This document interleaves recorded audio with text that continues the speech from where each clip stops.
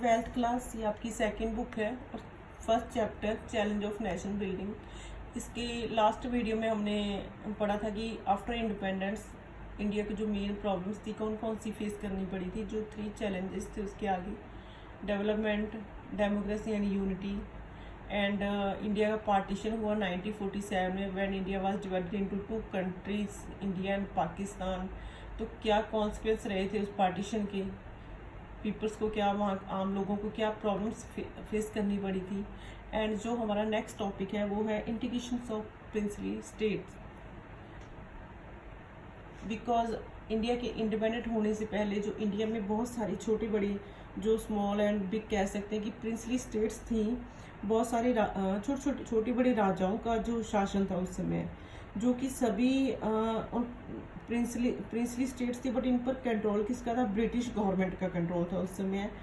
And जो वहाँ के जो प्रिंसली स्टेट्स के जो इंटरनल अफेयर्स थे उन सभी को क्या, जो हमारे जो राजा थे उन पर इंटरनल अफेयर्स पर राजाओं का कंट्रोल था, और जो राजा थे उन पर किसका? ब्रिटिश गवर्नमेंट का कंट्रोल था। तो इसे क्या, इसे पारामाउंटेंसी कहा गया है। अगर आपसे क्वेश्चन भी पुट किया जा सकता है व्हाट वाज पारामाउंटेंसी, क्या मतलब है इसका।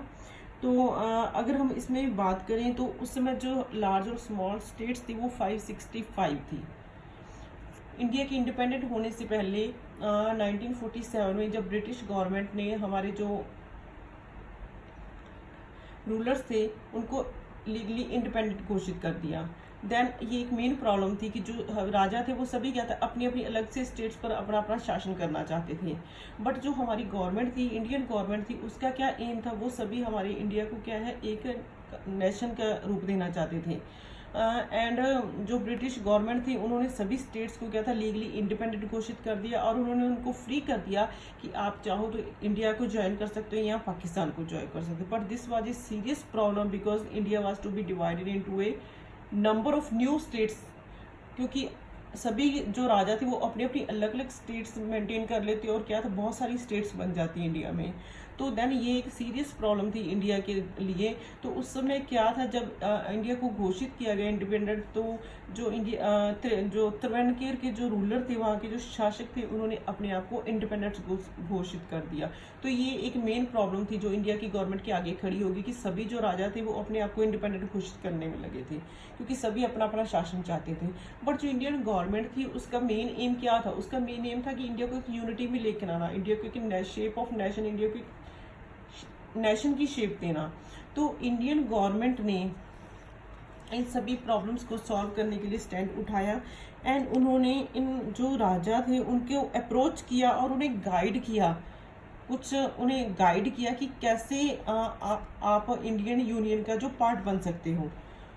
तो उस समय जो हमारे होम मिनिस्टर थे सरदार वल्लभ भाई पटेल, उन्होंने एक हिस्टोरिक रोल प्ले किया इंडिया के इंडियन यूनियन का इंटीग्रेशन करने में।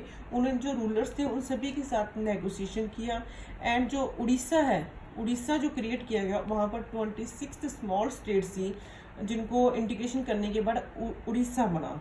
एंड जो गुजरात है वहाँ पर 119 small state and 14 big states थी, जिसको कि बाद में गुजरात का नेम दिया गया। तो उन्होंने जो हमारे होम मिनिस्टर थे पटेल, उन्होंने इन रूलर्स के साथ नेगोशिएशन किया, उन्हें गाइड किया कि जो आपके जो पीपल्स हैं, आपकी जो प्रिंसली स्टेट्स की जो जनता है वो क्या है, वो चाहती है कि वो इंडियन यूनियन का हिस्सा बने।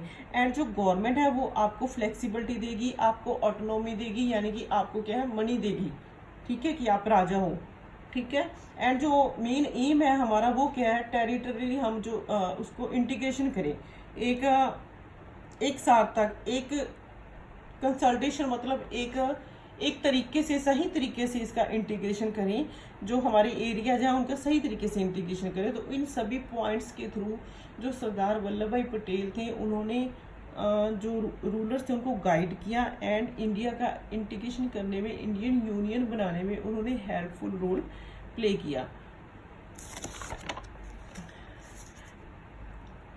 तो देन बिफोर 15 अगस्त 1947 पटेल जी के द्वारा नेगोशिएशन की गई, एंड जो इंडिया की न्यू बाउंड्रीज थी वो क्रिएट की गई, निर्धारित की गई।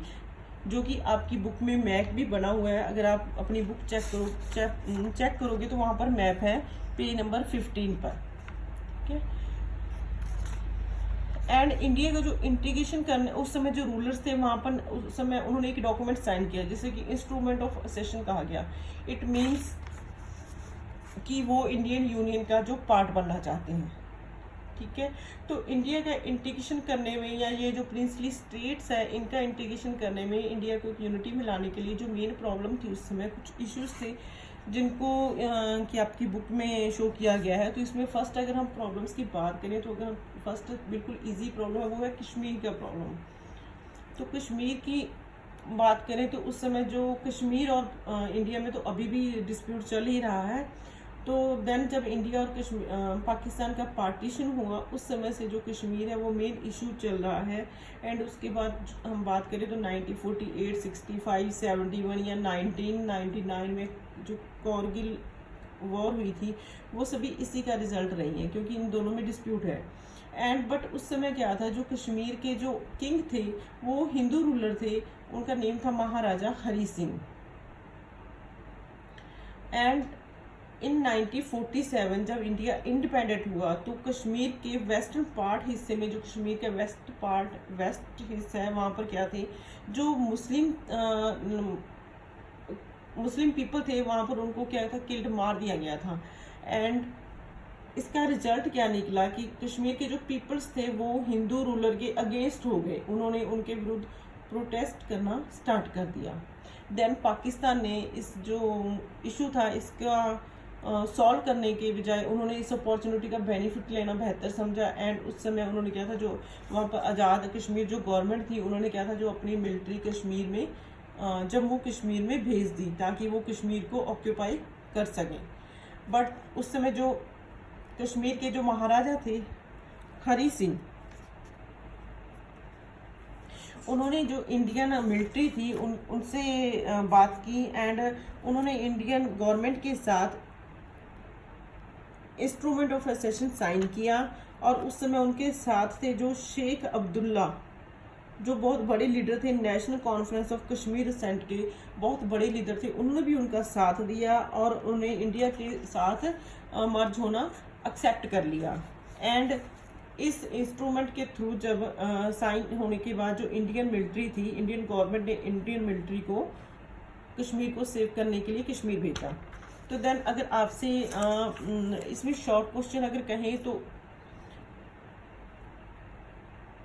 कश्मीर के जो रूलर कौन थे, हिंदू रूलर थे महाराजा हरी सिंह।